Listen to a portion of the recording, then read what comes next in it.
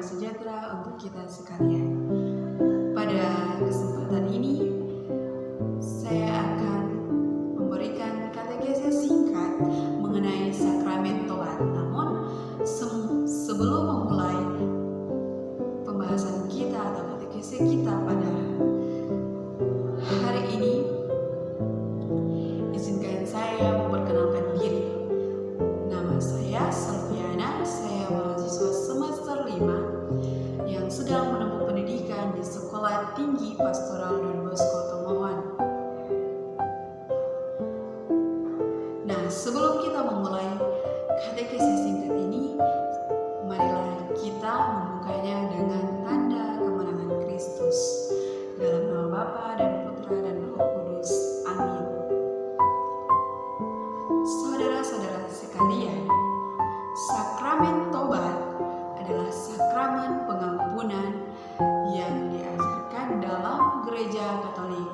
Bagi umat Katolik, sakramen pengampunan atau sakramen tobat itu sendiri sudah tidak asing lagi di telinga umat-umat beriman, di mana sakramen tobat harus diperoleh atau harus diterima oleh umat Katolik sekurang-kurangnya 2 kali dalam setahun, yaitu kita diberi kesempatan untuk mengakui dan sakramen tobat merupakan tanda dan sarana yang mengungkapkan iman orang-orang berdosa akan pengampunan Allah yang berbelas kasih. Mengapa kita perlu menerima sakramen tobat? Mengapa demikian?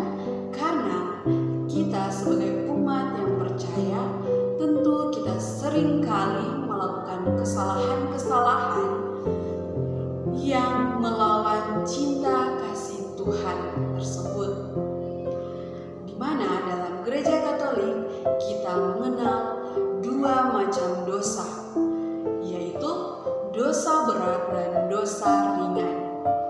Di mana dikatakan dalam Katekismus Gereja Katolik nomor 1857 yang berbunyi, dosa berat ialah dosa yang mempunyai materi berat sebagai objek dan yang dilakukan dengan kesadaran dan dengan persetujuan yang telah dipertimbangkan. Kemudian dalam Katekismus Gereja Katolik nomor 1862 disebutkan bahwa dosa ringan dilakukan apabila seseorang melanggar peraturan atau hukum moral dalam materi yang tidak berat, atau walaupun hukum moral itu dilanggar dalam materi yang berat, namun dilakukan tanpa pengetahuan penuh dan tanpa persetujuan. Dasar sakramen tobat itu sendiri terdapat dari perkataan Yesus Kristus, di mana dikatakan pada Injil Yohanes pasal 20 ayat yang ke-21 sampai 23. Dosa berat ialah dosa yang mempunyai materi berat sebagai objek yang dilakukan dengan kesadaran dan dengan persetujuan yang telah dipertimbangkan. Kemudian dalam Katekismus Gereja Katolik nomor 1862 disebutkan bahwa dosa ringan dilakukan apabila seseorang melanggar peraturan atau hukum moral dalam materi yang tidak berat, atau walaupun hukum moral itu dilanggar dalam materi yang berat, namun dilakukan tanpa pengetahuan penuh dan tanpa persetujuan, maka dasar sakramen tobat itu sendiri terdapat dari perkataan Yesus Kristus sendiri, di mana dikatakan dalam Yohanes pasal 20 ayat yang ke-21 sampai katakan, maka kata Yesus sekali lagi, damai sejahtera bagi kamu. Sama seperti Bapa mengutus aku, dengan demikian aku mengutus kamu. Dan sesudah berkata demikian, ia menghembusi mereka dan berkata, terimalah Roh Kudus. Jikalau kamu mengampuni dosa orang, dosanya diampuni. Dan jikalau kamu menyatakan dosa orang tetap ada, dosanya tetap ada. Yesus memberikan otoritas kepada murid, yaitu otoritas untuk mengampuni. Memang hanya Tuhan yang mempunyai hak untuk mengampuni dosa-dosa manusia.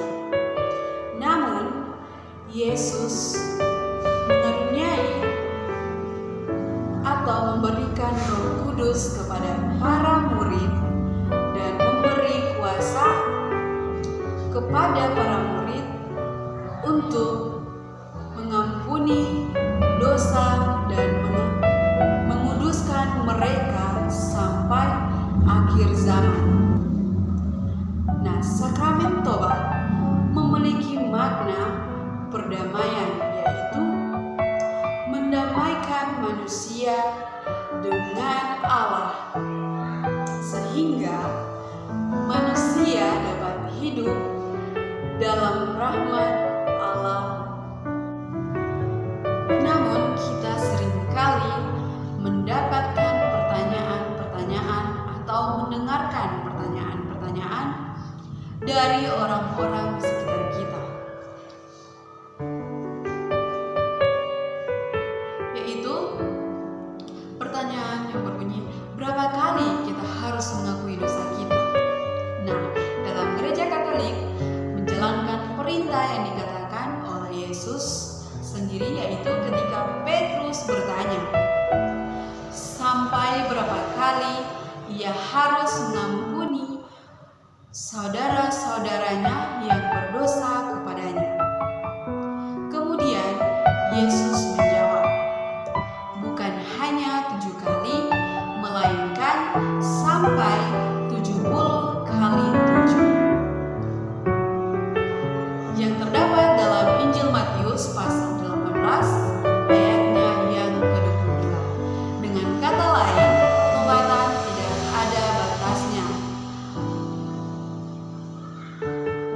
Dengan memenuhi pesan inilah Yesus memberikan pengampunan kepercayaan kepada gereja dalam sakramen tobat yang diterima hingga sampai saat ini. Jadi, kita sebagai orang yang beriman seharusnya dapat menyadari dan dapat membawa diri kita sendiri kepada Tuhan dengan merendahkan diri kita, mendengarkan hati kita. Sudah berapa lama kita tidak pernah mengaku dosa?